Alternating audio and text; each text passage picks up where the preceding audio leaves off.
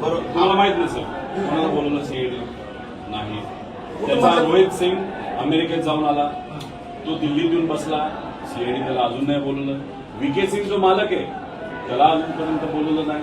त्याच्याजवळ मेंटेनन्स करणारा महाराष्ट्रात बसणारा जो त्यांचा माणूस आहे त्यालाही अजून बोलवलं नाही.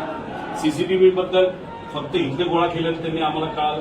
त्यानंतर तिथं जो जे 2 येणार होते कॅप्टन पायलट ते अचानक कॅन्सल झाले. का झाले त्यांना अजूनपर्यंत बोलवलं नाही, त्यांना नोटीस नाही. आणि डीजीसीच्या कोणत्या अधिकाऱ्यांनी मंजुरी दिली याला? आणि हे आमच्या लेवलला आम्हाला कळलेलं माहिती. आता पब्लिकला तर काहीच माहित नाही. आमच्या लोकांना माहित नाही. आम्ही घरचे असू, हे 8-8 तास बसतात. अधिकारी गव्हर्नमेंट प्रेझेंटेशन दिल्लीत दाखवले, मुंबईत दाखवले, ते मोगम नाही साहेब. आणि ठीक आहे मी प्रेझेंटेशन केलं, चुका केल्या मला काउंटर फ्री केलं.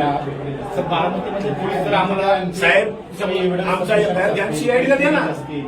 तुमच्यावर काय करस्पॉन्डिंग झाला का सर सीआयडीचा? मी देशाच्या मिनिस्टर साहेबांच्या ऑफिसला पाठवले, डीजीसीला पाठवले. आम्ही एव्हिएशन मंत्री तिथं नसावेत असं म्हणत असलो तरी त्यांच्या मंत्रालयाला मी पाठवलेलं आहे. त्याला VSR कंपनी जी आहे त्याचे आणि त्या डीजीसी जी पार्टी आहे त्याचे जे प्रमुख आहे त्यांचं कमर्शियल रिलेशनशिप आहे.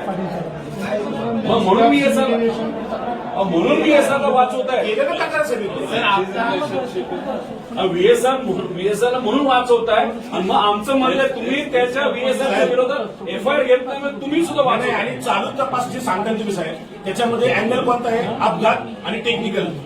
क्रिमिनल चौकशी कोण करतं? 5 लोकांच्या मृत्यूची आमची रिपोर्ट झाली. आमच्यावर बाकी आमचं काहीच म्हणणं नाही. सिंपल एकदम 5 लोक मयत झाले एका ऍक्सिडेंटमध्ये. आमची ऍक्सिडेंटची एफआयआर आणि आमच्या